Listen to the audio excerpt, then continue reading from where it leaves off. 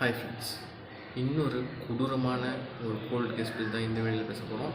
Title card பார்த்து உங்களுக்கே தெரியும். இது வந்து கேட்குறதுக்கே ரொம்ப கொடூரமாக இருந்துச்சு. அவங்க ஹஸ்பண்ட் வந்து எப்படி இதை நேரில் வந்து ஃபேஸ் பண்ணான்னு சொல்லிட்டு தெரியல. இந்த கேஸை பற்றி டீட்டெயிலாக பார்ப்போம். இப்போ ஃபஸ்ட்டு பார்த்திங்கன்னா, இது வந்து அட்லாண்டாவில் நடக்குது. லெமோரா வில்லியம்ஸ் சொல்லிட்டு தான் அவங்க ஒய்ஃப் பேர்.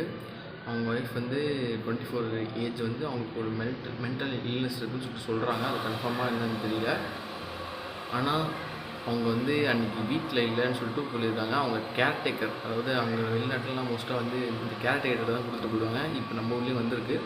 ஆனால் வெளிநாட்டிலேருந்து மோஸ்ட்டாக அவங்க எங்கேயாச்சும் போகிறாங்கன்னா கேர்டேக்கர் வந்து வீட்டிலேருந்து பார்த்துப்பாங்கன்னு சொல்லிட்டு அவங்களுக்கு வந்து மணி பே பண்ணுறாங்க. அது மாதிரி தான் இவங்களும் வந்து விட்டு போயிருக்காங்க. அவங்க வந்து விட்டு போயிருக்காங்க. அவங்க வந்து பார்த்துட்டு இருந்திருக்காங்க குழந்தைங்கள. இவங்களுக்கு வந்து 3 குழந்தைங்க. இந்த லெமோரா வில்லியம்ஸ்க்கும் ஜெமிலி பென்க்கும் 3 குழந்தைங்க இருக்காங்க. 3மே பசங்க தான். ஃபஸ்ட்டு குழந்தைக்கு வந்து 2 வயசு ஆகுது. கியான்டே பென் சொல்லிட்டு பேர். செகண்ட் குழந்தைக்கு வந்து 1 வயசு ஆகுது. ஜே கார்ட்டர் பென் சொல்லிட்டு. 3வது குழந்தை பேர் வந்து தெரியல. இந்த 3 பேரும், அந்த குழந்தைங்க 3 பேரும் வீட்டில் தான் இருக்காங்க. ஒரு குழந்தை வந்து டிவி பார்த்துட்டு, மற்றவங்களோட விளையாடிட்டு இருக்காங்க.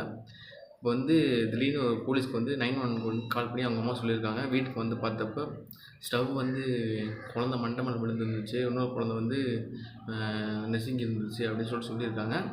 போலீஸ் வந்து நிறைய டீட்டெயிலாக கேட்கும்போது, இது ஏன் மேலே தப்பு இல்லை, கேர்டேக்கர் கிட்ட தான் நான் விட்டு போனேன், என்னை ஜெயிலில் போட்டுருக்காதீங்கன்னு சொல்லிட்டு அவங்க அம்மா வந்து போலீஸ்கிட்ட வந்து சொல்கிறாங்க. என்னை ஜெயிலில் போட்டுறாதீங்க, ஏன் மேலே தப்பு இல்லை, இது கேர்டேக்கர் மேலே தான் தப்பு அப்படின்னு சொல்லியிருக்காங்க. அவங்க அப்பாவுக்கும், அதாவது ஜமீல் பெனுக்கும் ஃபோன் பண்ணி வீடியோ கால் காட்டி இது மாதிரி நம்ம குழந்தை இறந்துச்சுன்னு சொல்லிட்டு வீடியோ கால் பண்ணி சொல்லியிருக்காங்க.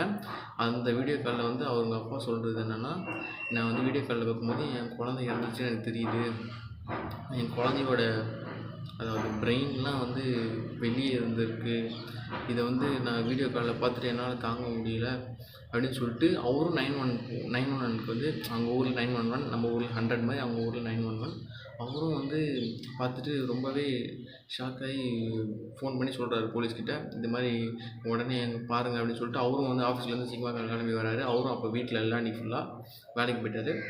இப்படி இருக்கும்போது வீட்டில் வந்து பார்க்கும்போது இவங்க மேலே தான் ஃபஸ்ட்டு சந்தேகம் வருது. அந்த 2 குழந்தைங்களும் ஸ்பாட்லேயே இறந்துருச்சு. ஏன்னா அவங்க 2 குழந்தையும் வந்து ஓவனில் போட்டு பேக் பண்ணியிருக்காங்க. அது எப்படி கண்டுபிடிச்சாங்கன்னா, போலீஸ் வந்து இவங்க போய் சொல்கிறாங்கன்னு சொல்லிட்டு கண்டுபிடிச்சதுனால நிறைய விசாரிக்கும் போது அவங்களே சொல்லியிருக்காங்க, ஒரு குழந்தையும் 45 மினிட்ஸ் வந்து ஓவனில் போட்டு பேக் பண்ணியிருக்காங்க. பேக் பண்ணி அடுத்து 1 ஹவர் கழித்து இன்னொரு குழந்தைய பேக் பண்ணி எடுத்துருக்காங்க. 3வது குழந்தை மட்டும் அவங்க விட்டுட்டாங்கன்னா என்னன்னு தெரியல. 3வது குழந்தை மட்டும் சோஃபாவில் இருக்கவங்க டிவி பார்த்துட்ருக்காங்க. இது மாதிரி ஒரு குழந்தைய பேக் பண்ணி எடுத்திருக்காங்க உயிரோடு இருக்கும்போதே. அவங்க அம்மாவுக்கு வந்து மென்டல் இல்னஸ் இருக்குதுன்னு சொல்லிட்டு அவங்களோட கசின்ஸ்லாம் சொல்கிறாங்க. இது மாதிரி மென்டல் இல்னஸ்ன்னு சொல்லிட்டு சொல்கிறாங்க. அவங்க ஹஸ்பண்டும் வந்து சொல்கிறாரு, இது மாதிரி ஒரு மென்டலி கொஞ்சம் அப்படி தான் இருந்தா அப்படின்னு சொல்லிட்டு சொல்கிறாங்க. ஆனால் இப்படி ஒரு சம்பவம் வந்து அவங்க அம்மா அவங்க குழந்தைக்கு பண்ணுவாங்கன்னு சொல்லிட்டு எந்த ஒரு ஹஸ்பண்டும் எதிர்பார்க்க மாட்டாங்க. என் சொசைட்டி கூட இப்படிலாம் நினைக்காது. போலீஸ் வந்து இந்த கேஸை வந்து இதெல்லாம் வந்து ரொம்ப வருஷத்துக்கு முன்னாடி இல்லை, 2017 அக்டோபர் மாதத்தில் நடந்தது தான் இந்த விஷயம்.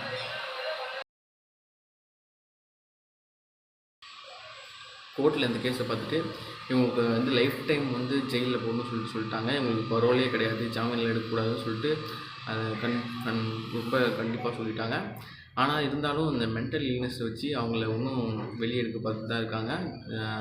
இப்போ அந்த 3வது குழந்தையும் அவங்க அப்பாவும் வந்து நிறைய இன்டர்வியூவில் வந்து சொல்கிறப்ப, நீங்கள் அந்த இன்டர்வியூலாம் பார்த்திங்கன்னா உங்களுக்கே ரொம்ப ஃபீல் ஆகும்.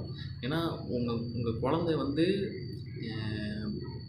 ஓவனில் போட்டு பேக் பண்ணியிருக்குன்னு சொல்லிட்டு அவங்க அம்மா நான் பண்ணாத மாதிரி, அவங்க பண்ணாத மாதிரி வந்து வீடியோ காலில் ஃபோன் பண்ணி சொல்லி அவங்க தான் உங்களுக்கு தெரிஞ்சால் எவ்வளோ கஷ்டமாக இருக்கும்.